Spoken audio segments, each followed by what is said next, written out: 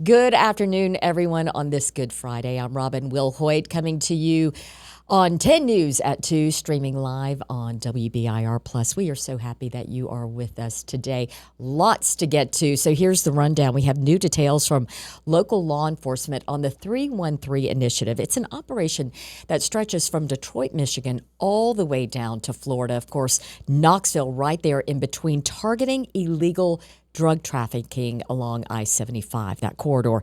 Knoxville, once again, a very key area along this route. We're going to see where police and the Knox County District Attorney say we stand on this initiative coming up in just a few minutes. Plus, as we head into the Easter weekend, we are also marking, of course, today, Good Friday, but it's also opening day for the Knoxville Smokies. We're going to be talking to 10 News reporter Katie Inman as they are going to be there live at Covenant Health Park at 4 o'clock for 10 About Town. She has a preview for us.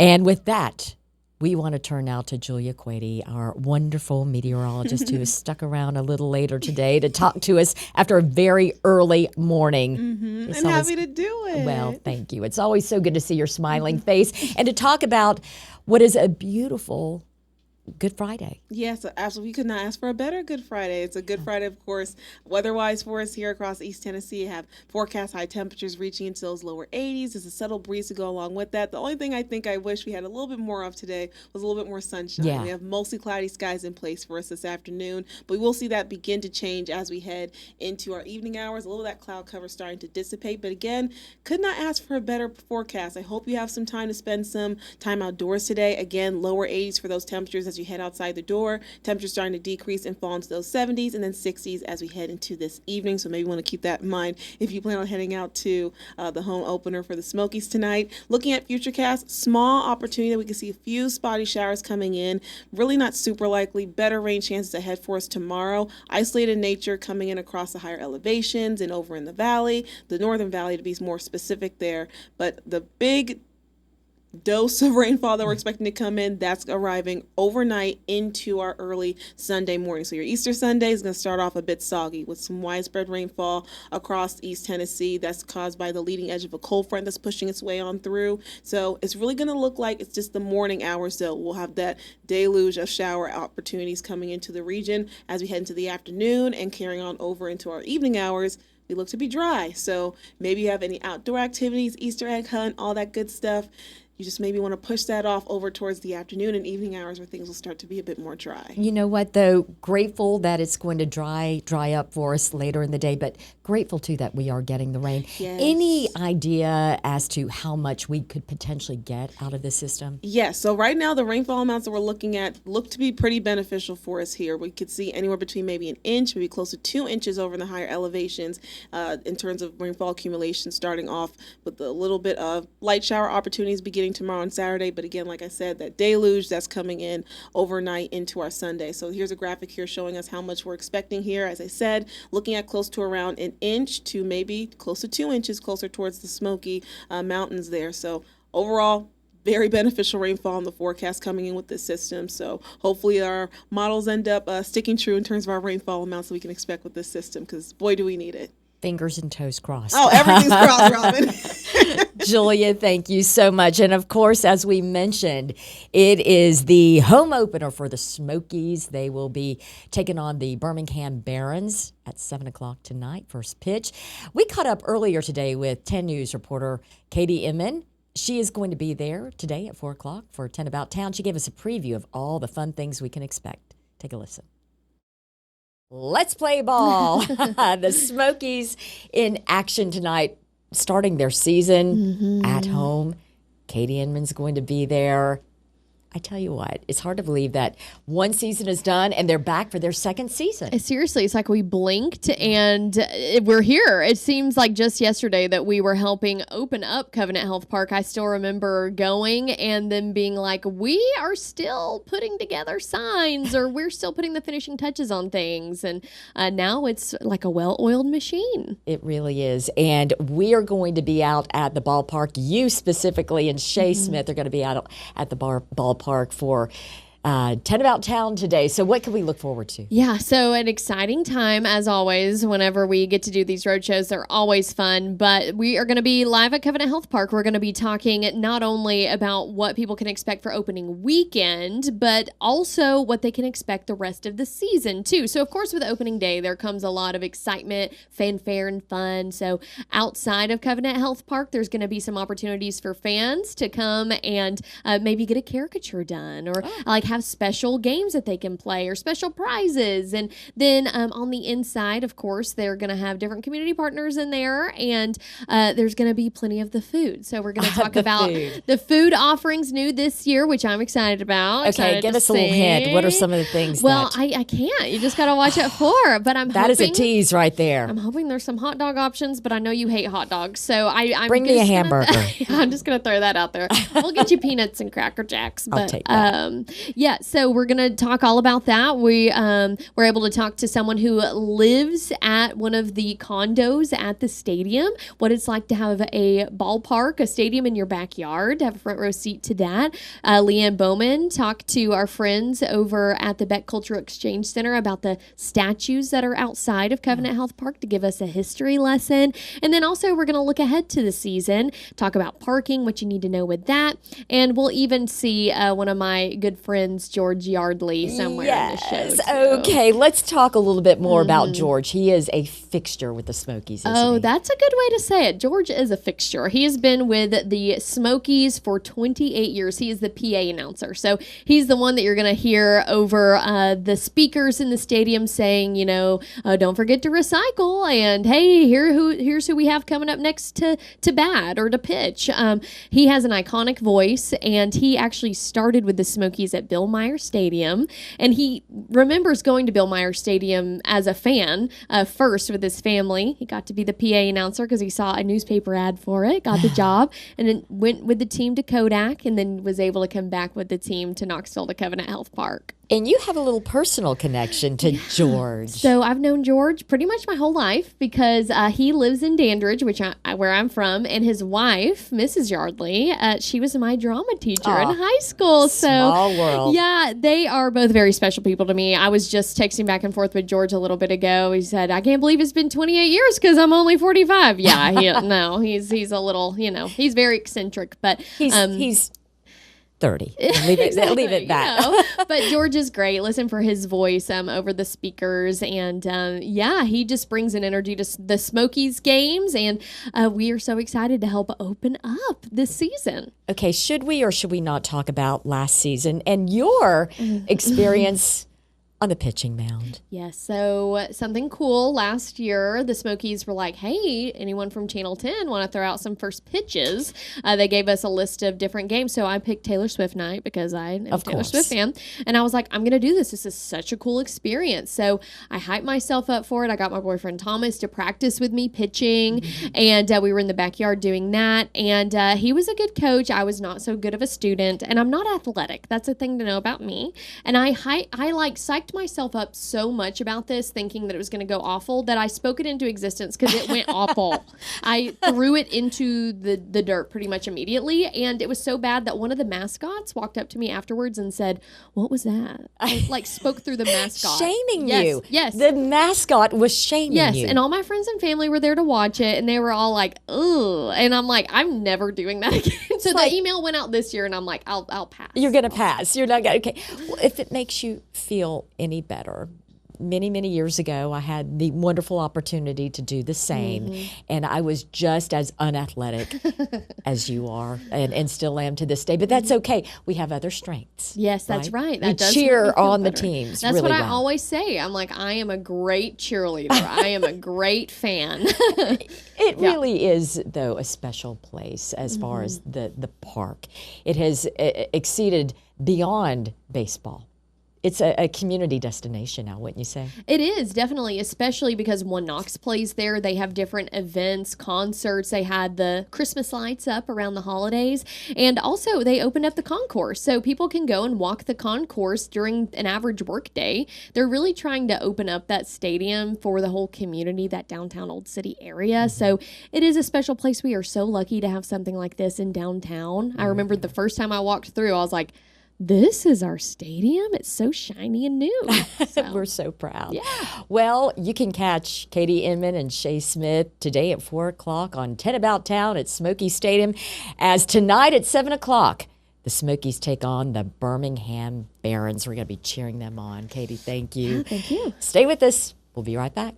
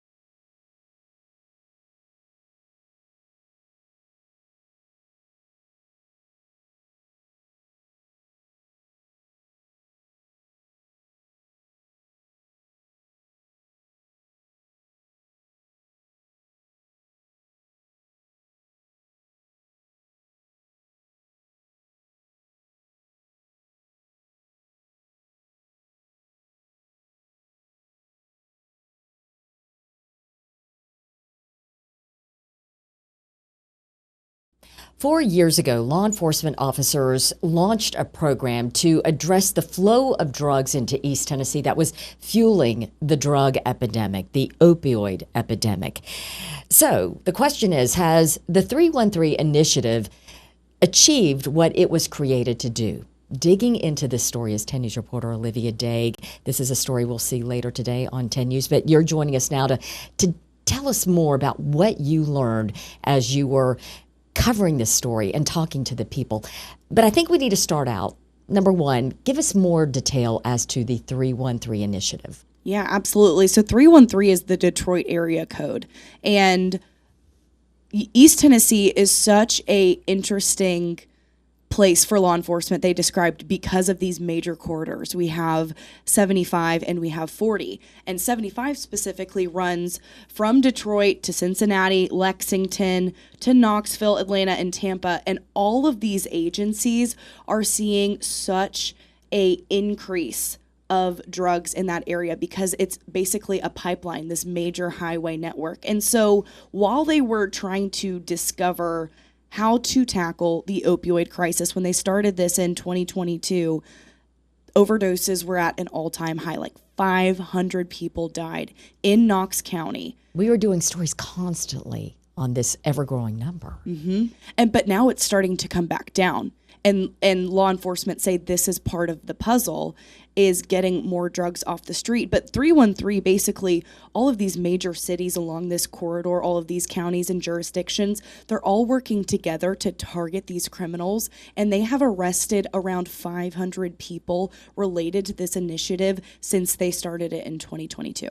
So let's dig into, yes, the results they have seen thus far. They have arrested a lot of people. Drug overdoses, what are they seeing there? Because once again, as we just were mentioning, it had been such a constant story we were reporting on, the tragic deaths. And it is so tragic because we also have to remember that these are numbers, but they're also people, they're families.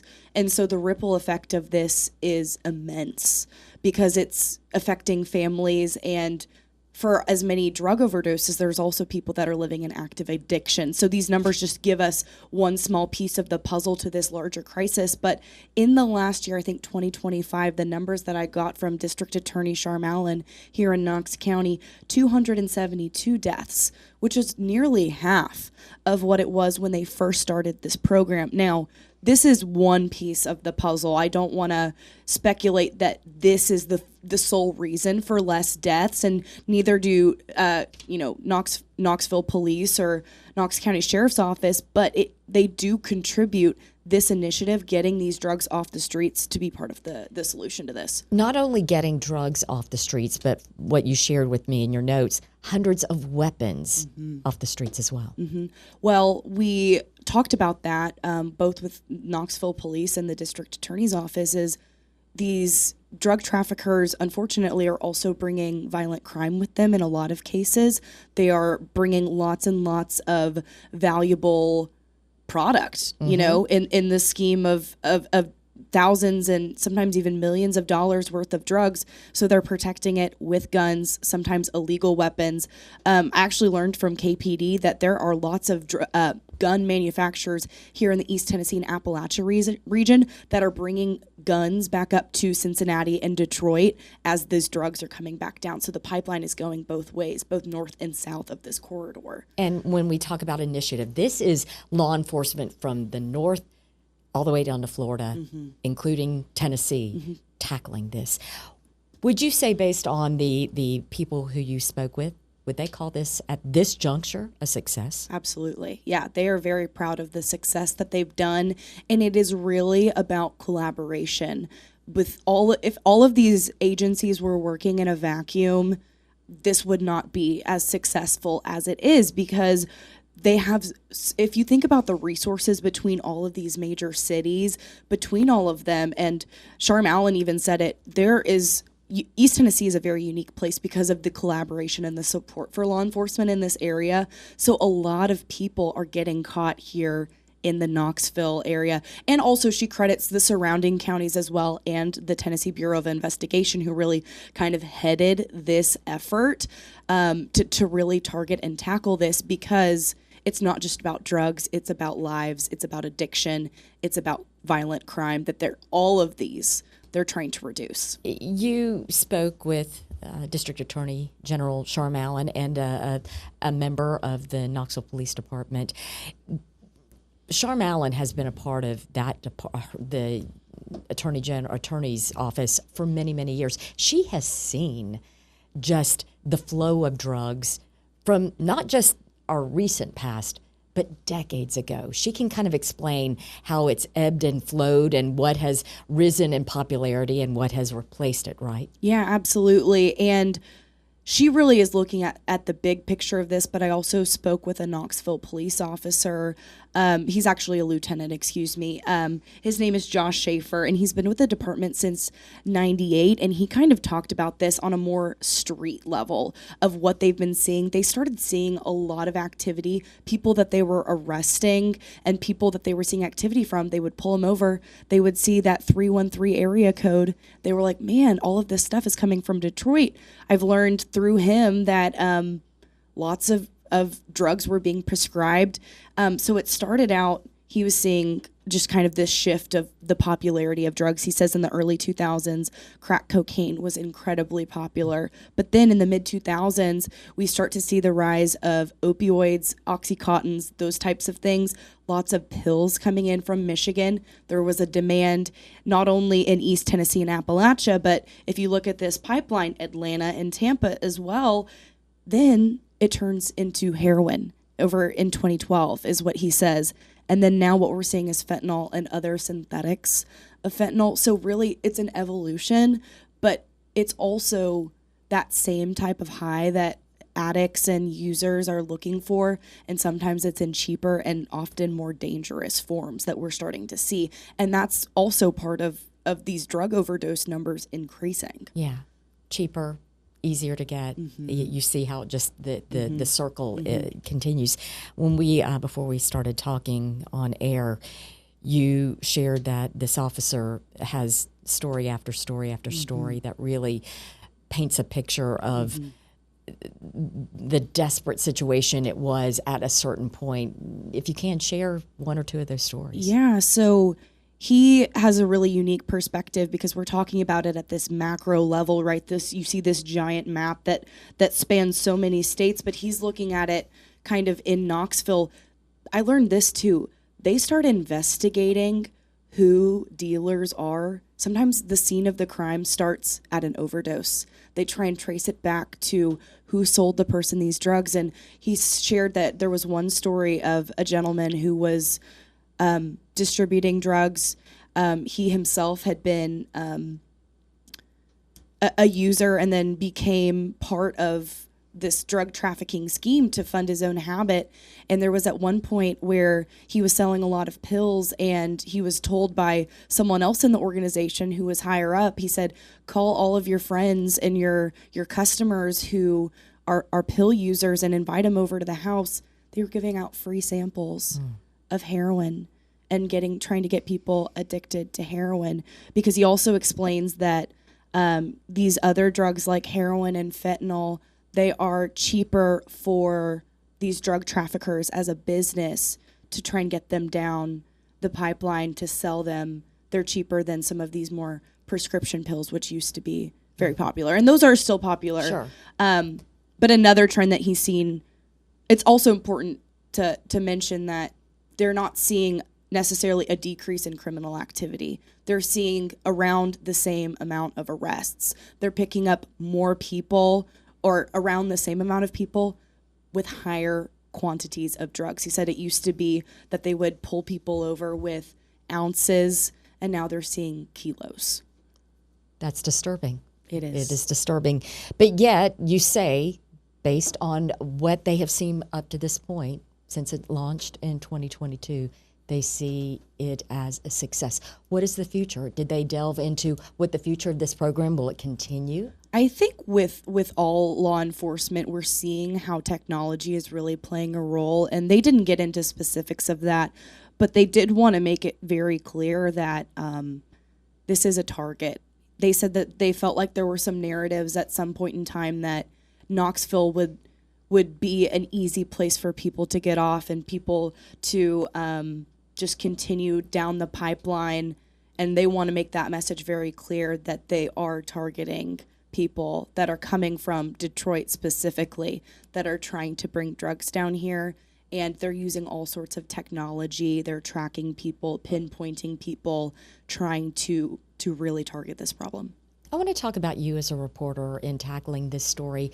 Walk us through the process of how you reached out to these individuals to get the information, and then you're pulling it all together in order to have this story tonight that will share this information with our viewers. So it helps that I've been here for almost 3 years now, because we build off of what our colleagues before us did. And Grace King was an investigative reporter here, and she's now joined our sister station in Atlanta, 11 Alive. But she really was tackling this story. She even created this map that we're looking at. But really, what we're seeing is the continuation of following up on stories that we're covering, because it's important and we have data to back it up. But also, what really triggered this was, I've seen a couple of Facebook posts from Knox County Sheriff's Office who are seizing large amount of drugs, and they are tying it to the 313 initiative. These people are coming from Detroit and Michigan. And it's a question that we ask in our newsroom whenever we're seeing these drug busters, like, where are these people from? Because sometimes when people are arrested, we get information about where they're coming from.